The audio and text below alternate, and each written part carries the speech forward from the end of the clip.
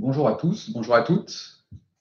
Alors, on va déjà commencer par un petit test sonore. Est-ce que vous nous entendez bien? On va attendre quelques minutes que tout le monde puisse se connecter, un maximum puisse se connecter avant de commencer. On vous entend. On nous entend. Tout va bien. En attendant que maximum se connecte, on va introduire le sujet. Donc, on va vous parler aujourd'hui de la gestion des prix chez Touro, nos webinars, dans la suite des webinars qu'on a menés depuis maintenant près d'un mois.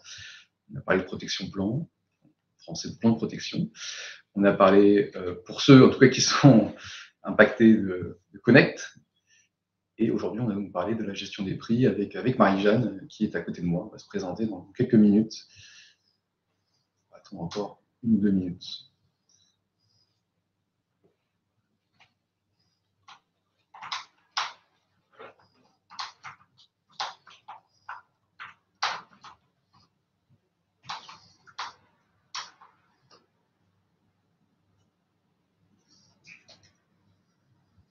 Alors, un petit rappel pour ceux qui ont déjà participé à ces webinaires et petite information pour les nouveaux. Merci de bien poser vos questions. Si vous souhaitez qu'on y réponde, dans l'onglet questions.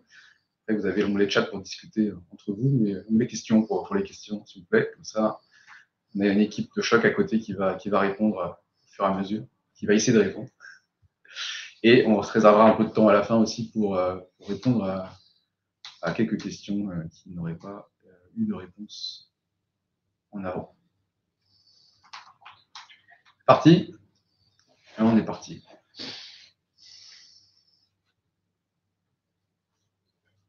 Dès que l'écran va s'afficher. Donc voilà, Micard devient Touro, pour ceux qui n'auraient pas compris. Et donc, on va vous parler aujourd'hui de la gestion des prix sur la plateforme Touro et donc des évolutions que cela entraîne pour vous. Et donc, on va faire ce webinaire, Marie-Jeanne et moi. On va se présenter déjà, donc je vais laisser la parole à Marie-Jeanne. Merci Antoine. Bonjour à tous. Donc, je suis Marie-Jeanne Lorenz, je suis directrice data. Avec mon équipe, on travaille entre autres sur l'amélioration de la plateforme grâce aux données. Et dans ce contexte, on a eu l'occasion de travailler sur l'analyse des prix, que ce soit pour mieux comprendre les évolutions du marché ou par exemple pour développer des modèles de recommandation de prix. D'un point de vue un peu plus personnel, moi j'ai commencé ma carrière par un poste chez Stellantis. Avant même de faire de l'analyse de données, j'ai travaillé en tant que rouleur-essayeur. Donc mon rôle, c'était de tester des véhicules, dont certains n'étaient pas encore mis sur le marché.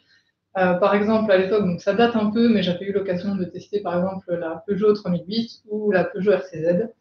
J'ai ensuite travaillé pendant plusieurs années en cabinet de conseil avant de rejoindre finalement Wika pour développer l'équipe data. Et donc je suis ravie d'être avec vous aujourd'hui, avec Antoine, pour vous parler des prix.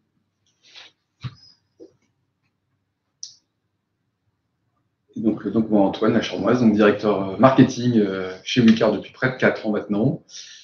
Un petit peu de bouteille aussi dans le secteur de l'automobile. J'ai aussi fait quelques années chez Stellantis, on fait ça à l'époque, dans des filiales de PSA, donc quelques années dans l'automobile, dans la pièce auto. Donc, un petit peu de connaissance du marché, c'est quand même utile au quotidien.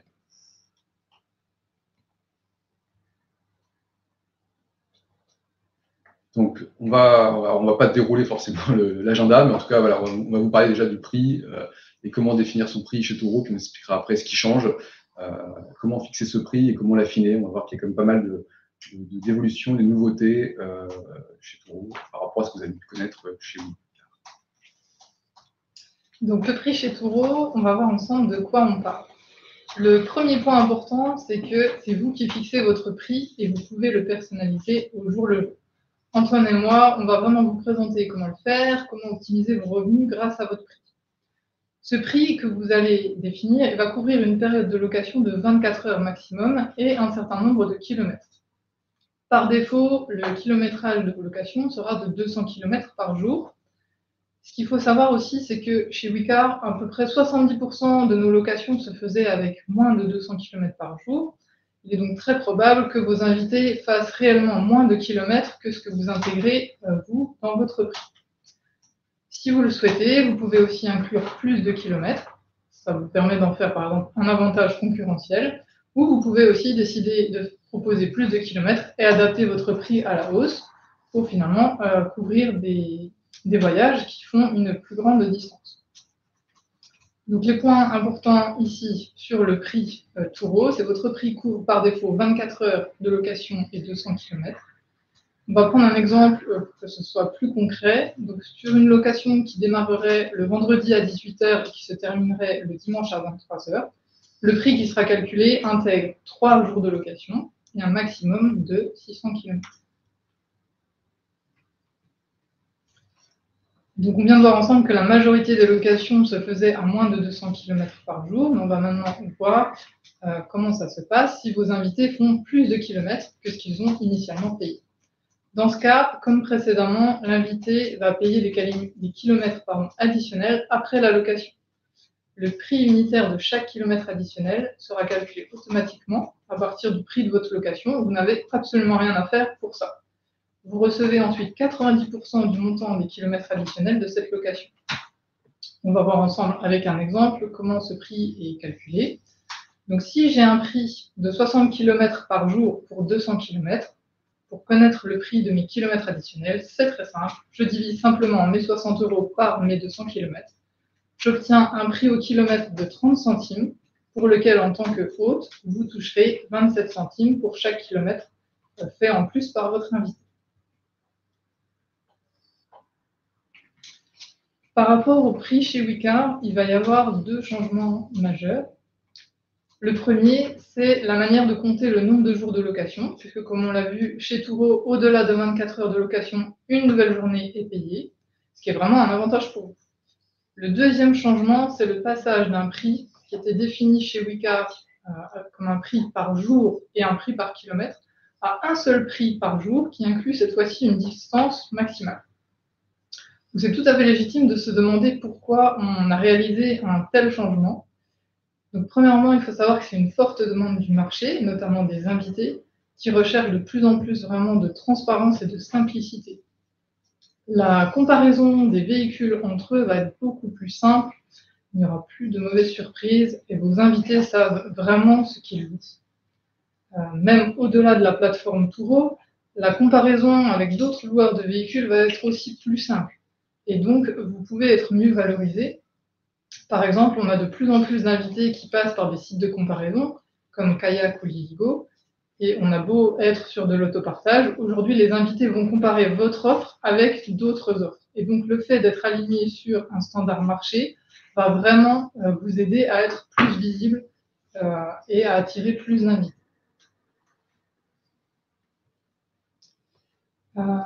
On a tout à fait conscience que ça représente un changement important pour certains et certaines d'entre vous, et c'est bien normal puisque ça va changer votre manière de définir votre prix. Sachez qu'on est là aujourd'hui avec Antoine, mais aussi avec toute l'équipe Turo pour vous accompagner dans ces changements.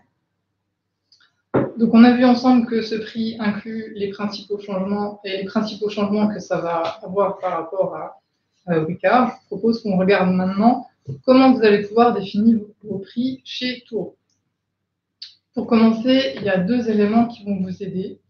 Le premier, c'est le prix de référence Turo, auquel vous allez pouvoir accéder pour chacun de vos véhicules. Ce prix de référence, il va dépendre de votre véhicule et de sa zone géographique. Et ce prix de référence, c'est une moyenne qui est calculée pour toute l'année. Ça, c'est un bon indicateur pour commencer, parce que ça va vous donner en fait une idée de prix, ça va vous aider à passer d'une vision prix jour plus prix kilomètre que vous connaissiez chez Wicar à un nouveau prix, un seul prix incluant 200 km chez Turo. Et comme je vous l'indiquais au début, c'est vraiment vous qui choisissez votre prix. Donc pour les hôtes expérimentés, il est tout à fait normal de souhaiter faire varier ce prix à la hausse ou à la baisse en fonction de votre contexte. D'ailleurs, Antoine va vous expliquer comment le faire varier, notamment au cours de l'année, parce que le marché français est très saisonnier. En plus du prix de référence qui sera indiqué sur la plateforme, vous pouvez utiliser aussi votre historique de location et votre connaissance du marché. Par exemple, si vous avez des véhicules récents, peu de concurrence dans votre zone, que vous recevez beaucoup de demandes, ça va être un bon indicateur pour vous pour aller au-delà du prix de référence. Si au contraire, vous avez des difficultés à concrétiser des locations, il va être plutôt recommandé de réduire ce prix.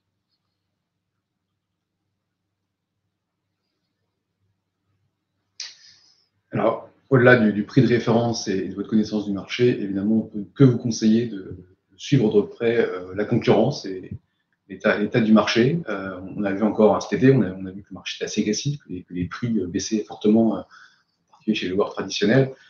On peut que vous conseiller d'aller voir la concurrence. Alors la concurrence, elle est un peu partout, hein. Elle est déjà sur la plateforme, parce qu'il y a une concurrence sur la plateforme Touro. Vous pouvez vous comparer par rapport aux autres hôtes, évidemment dans des zones et pour des véhicules similaires aux vôtres.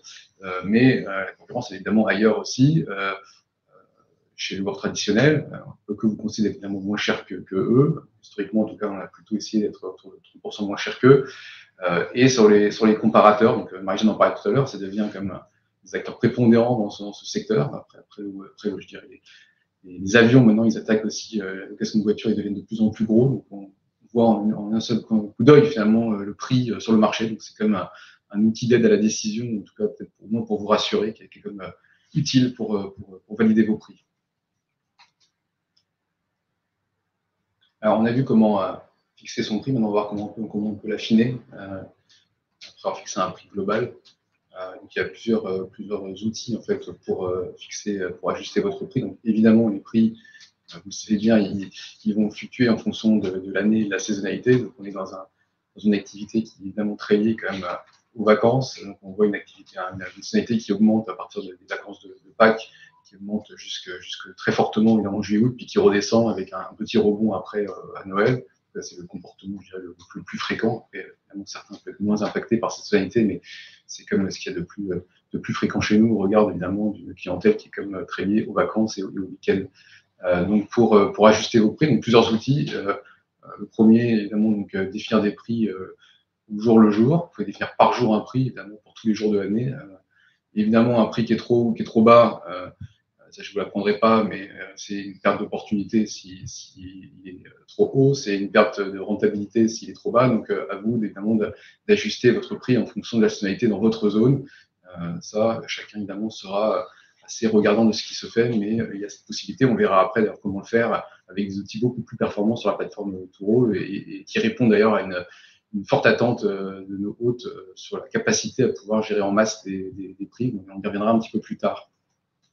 Le deuxième outil pour pouvoir ajuster ces prix, c'est évidemment faire varier les kilomètres. Donc, Marie-Jeanne disait tout à l'heure que par défaut, on a 200 km inclus par jour. Vous avez toujours la possibilité, encore une fois, c'est à votre libre arbitre, de proposer davantage. Vous pouvez aller jusqu'à des kilométrages illimités. Là aussi, évidemment, ça dépend de vous, ça dépend de votre secteur. On a déjà eu des gens qui étaient plutôt positifs et assez comment dire, encourageants sur l'utilisation du kilométrage illimité, d'autres qui le sont moins. Donc ça, évidemment, chacun le définira en fonction de son intérêt. Plus utile pour certaines périodes comme l'été, et évidemment là-dedans, à vous après de fixer vos prix pour pouvoir intégrer ce kilométrage illimité. Ça reste finalement une option. Le dernier outil pour affiner ses prix, c'est des réductions, c'est des promotions. Il y a des choses un peu nouvelles dans la plateforme Touro, des choses qui par contre persistent. Le premier type de réduction, c'est des réductions sur des réservations d'1 minute, au contraire des réservations anticipées. Donc, vous allez pouvoir proposer à vos invités des promotions en fonction de leur comportement de réservation, encore une fois, si vous le souhaitez. Donc, par exemple, vous pouvez très bien proposer une promotion de 10% pour des invités qui feraient leur réservation plus d'un mois à l'avance. Au contraire, si vous voyez que votre véhicule n'est pas loué, vous pouvez très bien faire un code promo pour des invités qui loueraient à la dernière minute. Donc ça, c'est comme une nouveauté qu'on n'avait pas forcément avant et qui là, donne comme un vrai outil de marketing, en l'occurrence, pour pouvoir, et de prix, pour pouvoir ajuster vos prix.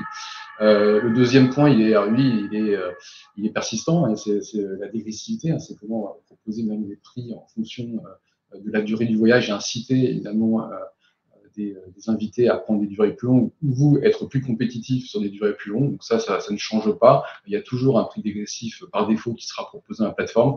On vous accompagnera évidemment lors de la phase de transition pour bien définir ces niveaux de dégressivité. Il faudra quand même les remettre à jour, donc il faudra faire attention à ça, mais ça on aura l'occasion d'en rediscuter. Mais ça reste assez cohérent par rapport à ce qu'on avait avant. C'est la même logique que ce qu'on avait avant. Donc ça, pas de grande nouveauté à ce niveau-là.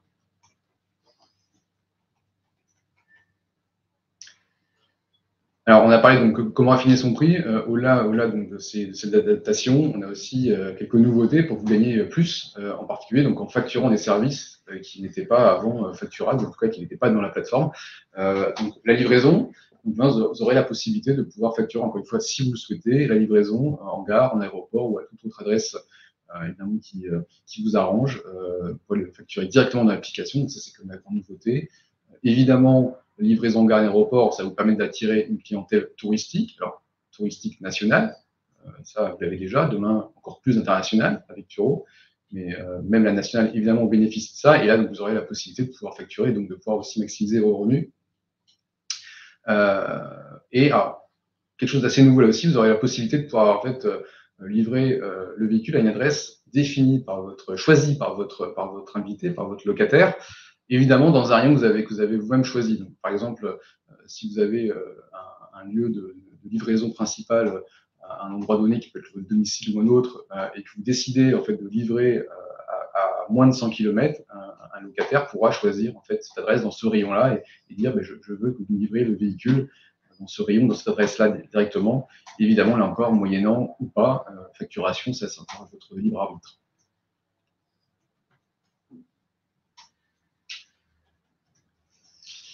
Et encore donc un moyen de maximiser vos revenus, de pouvoir monétiser vos services équipements additionnels. Donc là aussi, on avait déjà possibilité d'ajouter des équipements, mais on n'a pas forcément moyen de les facturer directement dans l'application. En tout cas, des moyens un peu contournés, mais là maintenant on aura la possibilité vraiment de pouvoir les facturer, là encore une fois, selon votre souhait.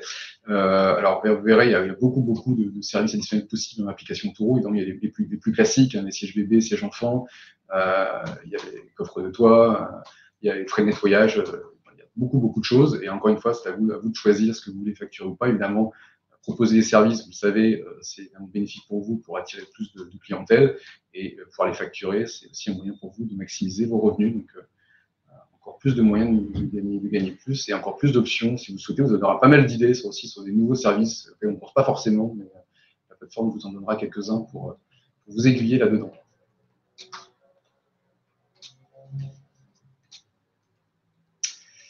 Et donc, toutes ces optimisations, on l'évoquait tout à l'heure, en un seul clic, là aussi, c'est quelque chose qui était demandé depuis très longtemps. Alors, on a parlé de monétisation, le fait de facturer les services, c'était quelque chose qui était demandé depuis très longtemps. Là aussi, la gestion en masse en fait, des prix, c'est quelque chose qui était demandé par beaucoup de nos propriétaires depuis très longtemps. Ici, en une seule étape, un seul écran qui est à gauche, un peu petit, vous verrez mieux bientôt, vous aurez la possibilité de pouvoir modifier vos prix. Vous avez tous vos véhicules à gauche, vous avez toutes les dates en haut, et vous pourrez donc choisir de les modifier, alors soit une par une, soit en masse, ce qui va faire gagner beaucoup de temps. Et évidemment, cette fonctionnalité a été très attendue pour des propriétaires qui souhaitaient développer leur flotte et à qui manquait cette fonctionnalité pour vraiment leur facilité de travail. Donc là, vraiment, vous allez gagner en termes d'efficience et de gain de temps pour gérer votre flotte.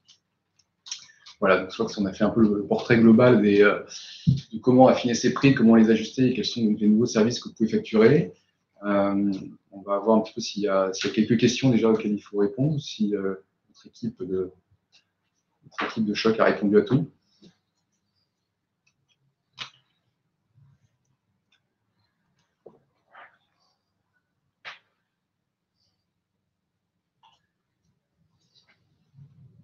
Pas de questions?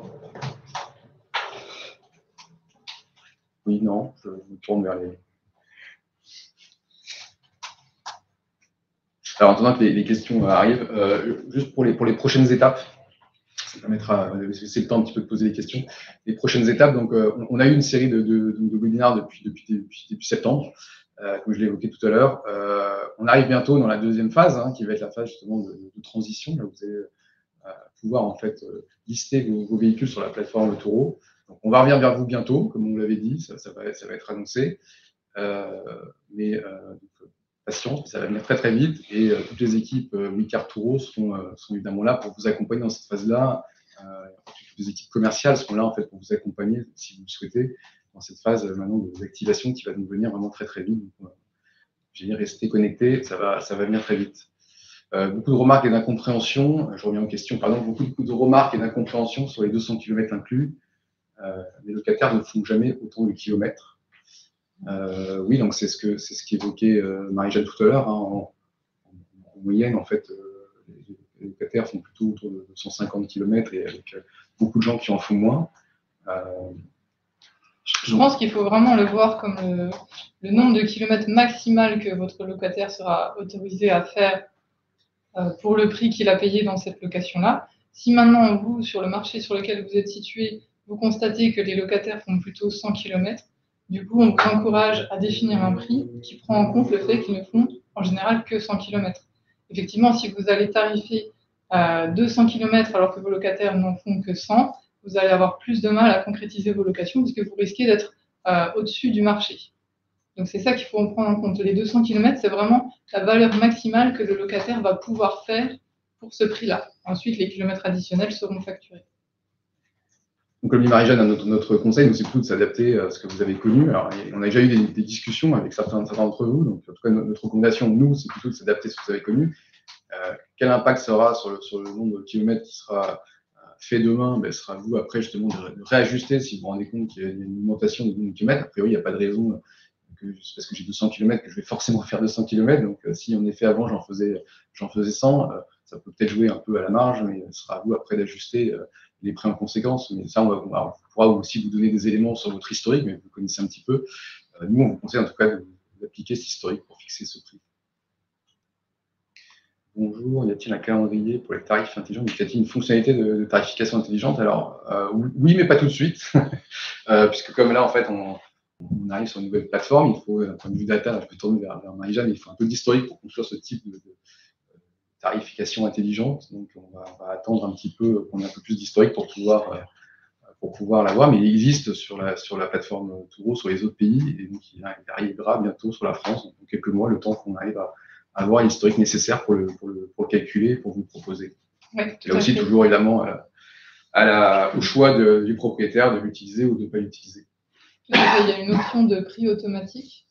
Donc pour l'instant, la France aura accès au prix de référence. Donc si vous activez ce prix automatique, pour l'instant, vous serez simplement mis automatiquement au prix de référence, qui ne variera pas dans un premier temps. Ensuite, dès qu'on aura collecté assez de données sur la plateforme, on pourra faire des modèles qui vont apporter plus de valeur et pouvoir faire varier ce prix automatiquement en fonction de la saisonnalité, de votre zone, etc. Mais dans un premier temps, ce sera uniquement le prix de référence. Une autre question pour est-ce que la location minimum est de 1 jour? Alors oui, la location minimum est toujours de 1 jour, et comme expliquait Marie-Jeanne, après on raisonne de jour en jour. Une journée de location, c'est 24 heures. Si vous dépassez les 24 heures, vous passez sur une deuxième journée. Alors par contre, qu'on soit bien clair, c'est-à-dire que donc, le locataire, lui, va pouvoir, en fait, sur la recherche, en fait, choisir ses heures. Mais par contre, donc, il va pouvoir dire, je veux mon véhicule de 8h du matin le lundi, à 8h du matin le mardi, et là, ça fera 24 heures. S'il dit, je veux du 8h du matin à 15h le mardi, il sera sur 2 jours. Il y aura 2 jours et location de 2 jours. Les locataires peut-il demander le remboursement des kilomètres effectués? Non, alors pas comme on disait tout à l'heure, c'est un 200 km inclus dans une journée. Il y en a beaucoup qui consommeront moins, mais derrière, en fait, oui, en fait, ils auront cette journée, ces 200 km, il n'y aura pas de remboursement derrière, il n'y aura pas de notion de pack additionnel ou de choses un peu bizarres que vous avez pu connaître ailleurs. On reste sur ce qu'on peut connaître de journée 200 km inclus.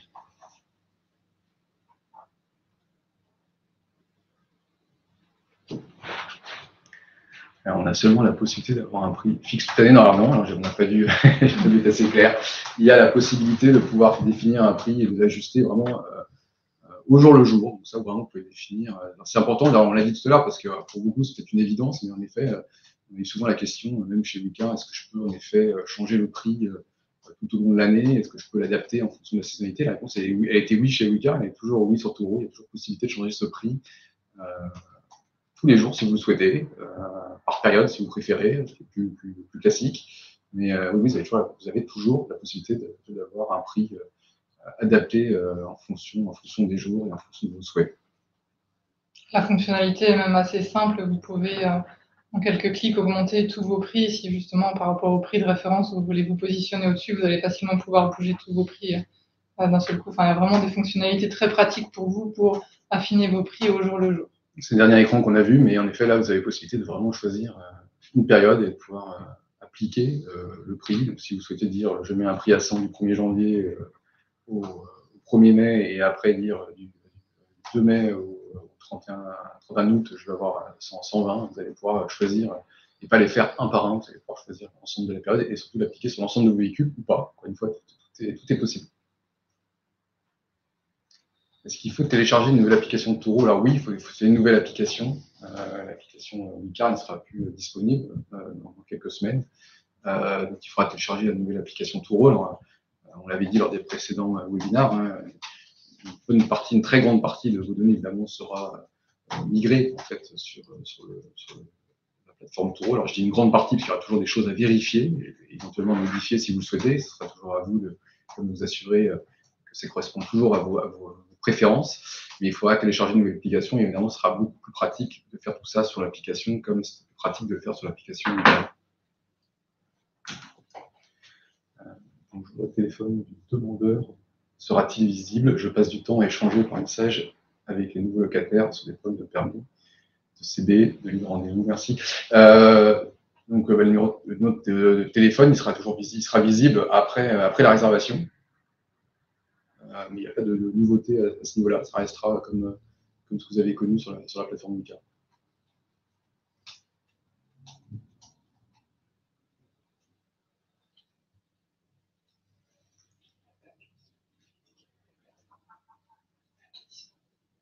Une question sur les dates. Donc ça, je vous disais tout à l'heure, on va revenir vers vous. On va revenir vers vous très très vite même. Pour justement, c'est une première phase, vous allez pouvoir vous assurer que tous vos véhicules, enfin que vos véhicules qui en tout cas sont éligibles, c'est-à-dire que les critères d'éligibilité sont bien migrés, et pouvoir confirmer que les données qui ont été migrées correspondent bien, encore une fois, à vos préférences. Vous avez vu dans les précédents webinaires qu'il y avait quand même quelques nouveautés, en particulier sur le plan de protection, donc il y aurait des choses aussi à confirmer ou à compléter. Et donc, on va revenir vers vous, j'allais dire, dans les prochains jours. Vraiment, c'est imminent, en tout cas, pour vous donner plus de visibilité. Pas donner date exacte aujourd'hui, mais en tout cas, c'est imminent. Et on préviendra comme évidemment largement à l'avance pour que vous ayez le temps de faire toutes ces validations de votre côté avant de lancer officiellement la plateforme pour les invités, pour les locataires. Donc, on avait annoncé de toute façon ouverture pour les propriétaires au mois d'octobre, ouverture pour les locataires au mois de novembre. Donc, on reste toujours dans ce timing-là. Conservez-vous l'installation des boîtiers Connect? Le boîtier est disponible sur la Tesla modèle numérique. Donc, on a fait un webinaire la semaine dernière. J'espère que vous recevez nos communications, mais on vous conseille de le regarder si vous ne l'avez pas regardé. Donc, il y aura toujours une solution de Connect qui sera sur la plateforme Turo. On a expliqué qu'il y aura une solution de transition pendant quelques semaines, pendant quelques mois, dans laquelle on ne pourra pas installer de nouveaux boîtiers, mais très vite, on aura en fait la nouvelle solution côté Turo pour en fait continuer à faire comme vous faisiez avant. Et oui, pour la partie Tesla, on aura l'occasion de reparler plus en détail avec les gens évidemment intéressés, mais Turo propose une fonctionnalité qui s'appelle Turo Go, qui est une solution en fait sans boîtier à installer sur un véhicule comme on connaît aujourd'hui avec Connect, mais plutôt une solution software, hein, c'est le terme, qui permet de faire des ouvertures à distance sur des modèles comme la Tesla. Donc oui, il y aura des nouveautés pour ce type de modèle avec Turo, et on vous en reparlera pour ceux qui s'intéressent très vite.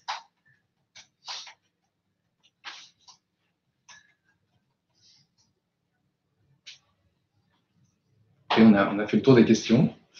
Donc, on va vous remercier d'être venus, pour ceux qui sont là, et puis pour ceux qui verront aussi le webinaire en replay, on espère, nombreuses personnes.